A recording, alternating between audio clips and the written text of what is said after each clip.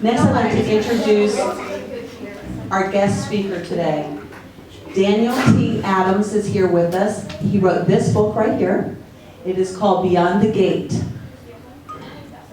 Well, I'll tell you what, you can talk to Daniel about that when he comes up here. Now, I'd like to tell you a little bit more about Daniel, but I'm just going to tell you a little bit. I'm going to let him really speak about the medicine that he carries and brings forth into the world. And Daniel also is a prolific musician besides just a writer. So he is multi-talented. He also speaks, obviously speaking engagements as well.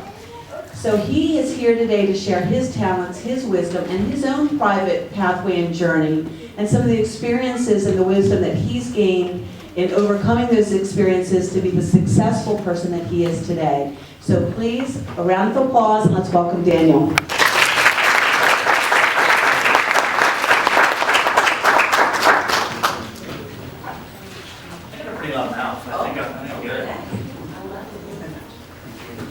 How you guys doing today?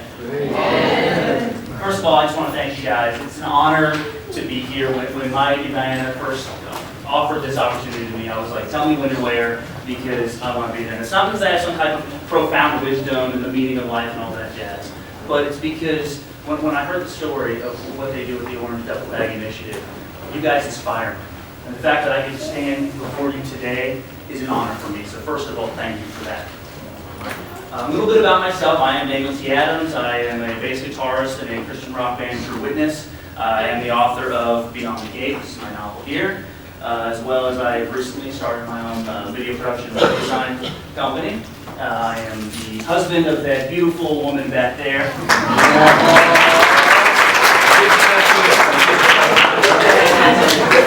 And we have a son who's turning 2 next month. So I'm doing many hats. He melts my heart, I can tell you. I never realized how sensitive I can be until you see that little boy in your arms, and it melts you. It really does. But yeah, there you go. You know, I see you with the child. Yeah. But I want to talk today about my journey as an author, because when I first had a desire, and I know that was the first rule of the road, that began in the 5th grade for me. I knew at that moment, I was this little kid, as funny looking as I am now, walking down the aisles of my school library, just wishing to someday be able to have a book that I could put on the shelf with all the greats out there. And that's when my journey began. The music thing, that came later on, the video and the web stuff, that came later on, but my main desire in life was to be a writer. I always considered myself a storyteller, and so that's where I want to begin today. Now, one thing when I talked to Sandy, is she told me, I think earlier on in your classes, one of the things you did was chose a picture that kind of depicted your backstory. And then another picture that you had to choose that kind of depicted where you wanted to go. So I thought I would kind of share in that today, in that exercise. And so here's a picture. I don't know how well you can see it, but this picture to me represents my backstory. And if you notice, it's a boat, and it's out at sea, and it's storming, and the waves are rough. That depicts my backstory. And the reason why, I'm just going to briefly touch on this, is because if you think about the ocean can be a beautiful thing. I don't know if you guys have ever been at the beach, the sunlight, the salt air, it's amazing. Okay, but when I was younger, probably around the 5th, 6th grade, I had a friend of mine who had a boat, and he invited me out to the boat one time, and they had this raft they would tie to the back of the boat, and they'd go out and they'd drive around in the middle of the Gulf of Mexico, this was down in Florida, and it was great. So it was my time on the raft, and I get on, I'm holding on as tight as I can, and then they're spinning around in circles, and I hit a wave, and I go flying off, and I'm out there bobbing in the water. They don't even know I'm gone. They're still jetting down in the water. And I'm sitting there, and I would have been excited. It was a beautiful day, the sun was out, blue sky, the salt air, everything was perfect. But the sad part was, probably weeks prior, I had watched a movie called Jaws. So here I am, sitting out in the middle of the ocean, and instead of enjoying all this beauty that's around me, all I can picture is some menacing creature seeing these 2 little chubby legs dangling in the water, closer and closer. And I was terrified. I was screaming like a little child because I could just picture that. And so that's one reason I chose this picture, was because of the ocean. Because there's such a depth to underneath that water, underneath all that beauty that you really don't know about. And that unknown causes a lot of fear. And so for me in my life, there was a lot of unknown growing up. And so I had a lot of fear, a lot of things that I I struggled with. And later on, the storms were to come. See, I thought I was living in a nice, beautiful ocean.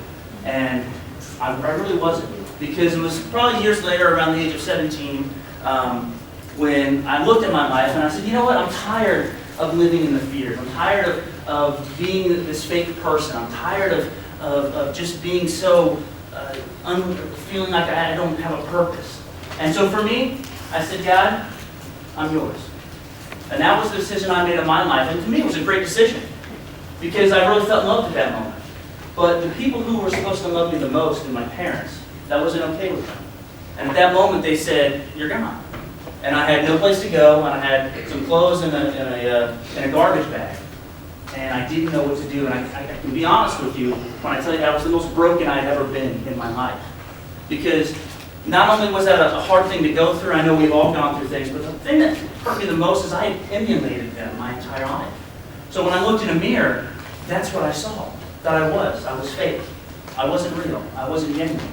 And so I had to make a choice in my life. And God brought a family to me that took me in, that encouraged me, that told me, you know what, you can be whatever you want to be. You have purpose.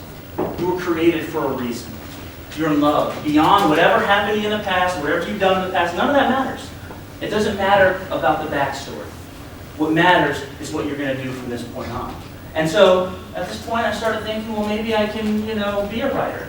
But of course, I had to put that to the back because I had to actually do things to stop treading water. I had to get a job. I had to find a way to take care of myself and bring in money and do all these things. So writing kind of got put to the back burner for a little bit. Later on, as I'm living this life and I'm growing and I'm making changes that are positive in my life, things that where I'm turning away from the old life and becoming something new. And again, I said, God, whatever you want me to do, let me know. And in the back of my mind, I'm thinking, maybe I'll be a writer. Maybe tell me to be a writer and I'll write. But no, he said, you're going to play bass guitar in a band. I said, what? I don't do music. That's not my thing. I didn't grow up, to be a musician. I wanted to be a writer. I wanted to be a storyteller. I always felt I had a natural ability to tell stories. But I said, okay, I'll learn the craft of music. And so again, writing got kind of put to the back burner. And I dove into learning the bass guitar, how it worked within music, how it didn't work within certain songs, what to do in certain areas, what not to do in certain areas. And I got to tell you, that was probably the greatest decision I ever made to actually do that. Because as we started writing music and we started recording music, and then we started taking that music out on the road, and we got to share it with people. And you get to share your life with people that you meet on the road. And for the longest time, I thought I was the only person who ever went through something so tragic in my life. But I began to find out, no, there were other people just like me who went through very similar situations. And I began to hear their story, and I began to learn how to overcome these things. And it was the greatest journey of my life, but it took me to have to make a stand. To make a stand in my past, to say, I'm not going to go back to this. I'm not going to return it. I had to forgive it. I could hold bitterness. But I didn't have to be that. I didn't have to be that unknown, fearing ocean anymore. I could actually enjoy the blue skies. I could enjoy the nice surf, the smell of the salt air. I was able to do that finally in my life. But it took me having to make a stand. The coolest thing about, if you've ever been to the ocean and you ever make a stand, I challenge you, if you ever go to the beach again, stand in the water. Put your feet in the water. And just stand there. Don't wiggle around, don't jump around, just stand there. Focus on the sun as it streams across the water to you. And the waves, they're coming because they're constant. It's funny to think about the ocean. They're always there. They're always coming.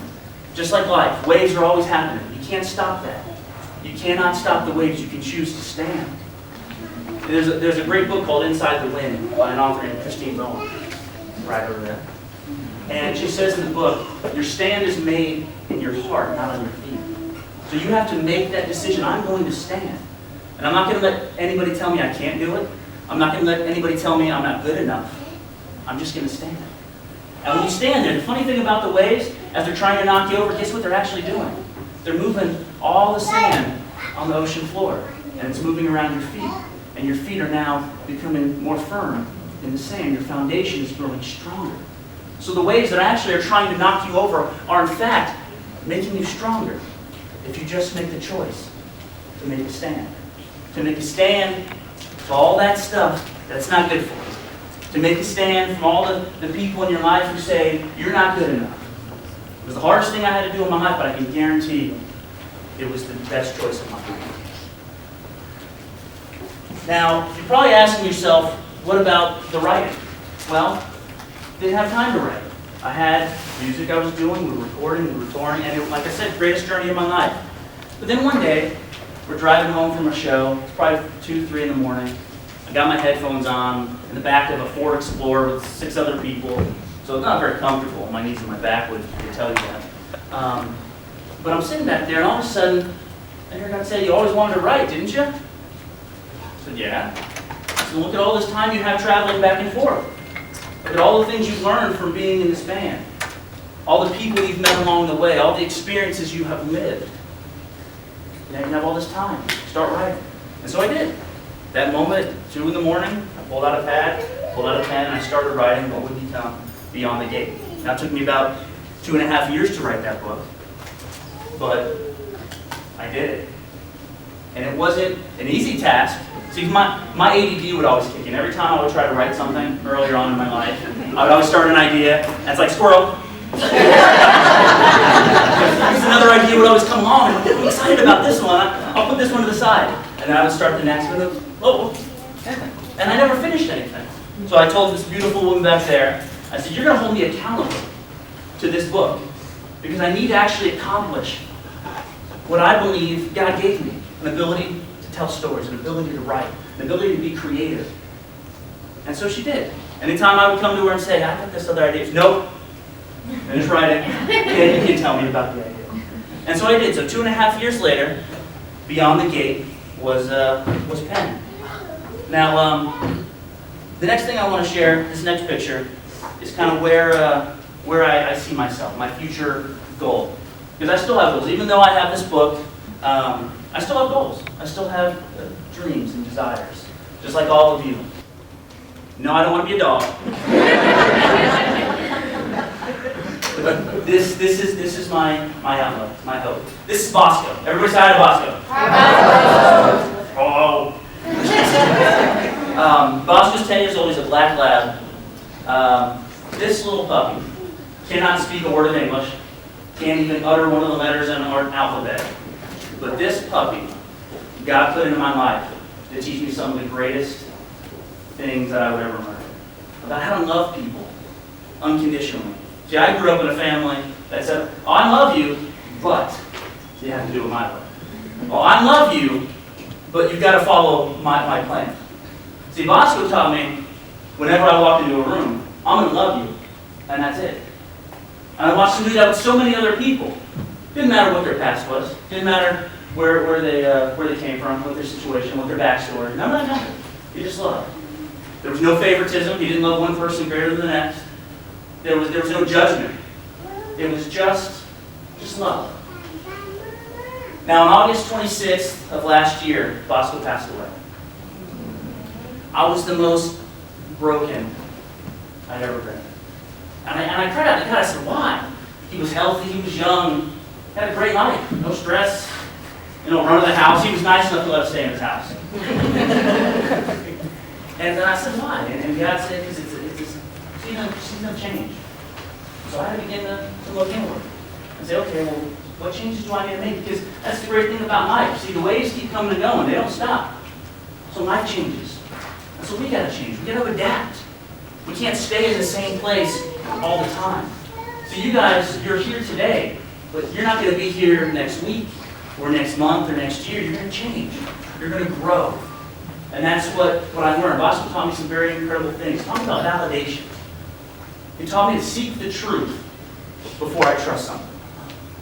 See, too often in life, we're so easy and eager to just trust something because it might seem cool or because it might seem like it's going to benefit us or it's going to make us wealthy or maybe it's people. Maybe we just bring everybody into our life and without ever really seeing the truth of who they are, maybe we just give our whole life to them and we tell them our deepest secrets and we give our hearts to them and we do all of these things without ever really knowing the truth. So Bosco taught me to seek the truth.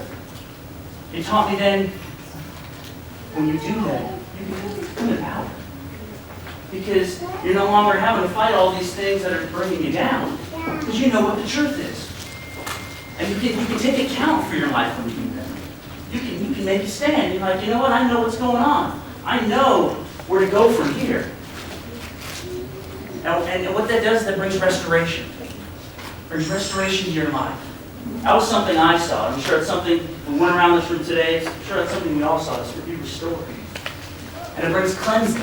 Because all of that junk that was in your life, it's like the ocean, it washes it back out to sea. And you find that you have faith in what's not seen. You don't have to fear what's outside that door and around the corner anymore, because you already know you're on the path you need to be on. And then someday, when you walk that path, you can give witness to where you've been. And you can give witness to how you made it through and how you had to overcome. And that's really what my book, Beyond the Gate, is about. If you think about a fence and a gate, you might be saying, why Beyond the Gate? What's it all about? A fence is a barrier. It's a border. It's either to help keep you in or help keep people out or whatever, but there's a fence. Life puts fences around us. From the moment we enter this world, there's fences. We put them around ourselves. We let people put them around us. There are gates, though. The greatest gate is love. Because you don't have to stay within that fence. Because love has a great path for you. Bosco taught me that. You can step beyond that gate. And you can step into a road, into a path, into a love, into forgiveness, into a freedom, into a hope, into a peace, into a patience that you would never have understood as you stayed through the fence. So, when I sat down to write Beyond the Gate, I wanted to pour all of the things in my life into this. Now, it's a fiction book, so it's not real. Characters are all made up. People ask me all the time, are you so-and-so? Are you this character? I always tell them, I'm kind of a mix of all of them, because I kind of wrote it. But it's the concepts that I lived through that I put into this book. The concepts of fear. It's just what this book talks about, because I knew fear. Still struggle with it every day. And so it's about overcoming that fear, stepping outside the gate into love is where you can find fear doesn't exist but up here. And it really doesn't exist if we take it out of here. Because if I don't focus on it, does it really exist? Maybe it's back there, maybe it's not.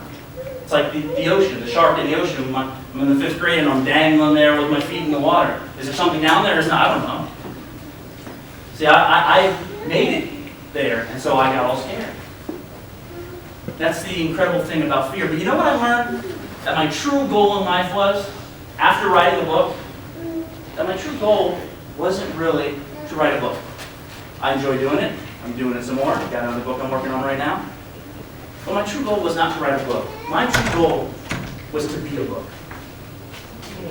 To be a book for people to look at, for people to read, for people to say, wow, I can actually do something with my life. I can be somebody. I don't have to let the past dictate who I am. No, in fact, the sufferings we go through, when we persevere, when we make those choices that Dennis was talking about, that builds our character. It's like the waves. It makes your feet more firm in the ocean. So I learned that it wasn't really to write a book, it was to be a book. So we all have a story to tell. Each and every one of us. It doesn't matter where you started out in life. It doesn't matter where you are at right now in life. You have a story to tell. A story that somebody else needs to read. Maya Angelou, she was a great American author and poet, once said that the greatest agony is bearing an untold story inside of you. See, the fact that we are all here today tells me you guys have a story. You know your story. So tell your story. Don't hide it within. Because somebody wants to read that book. That is your life. The world is watching. The world is ready to read. Give them a book of greatness. Thank you guys so much.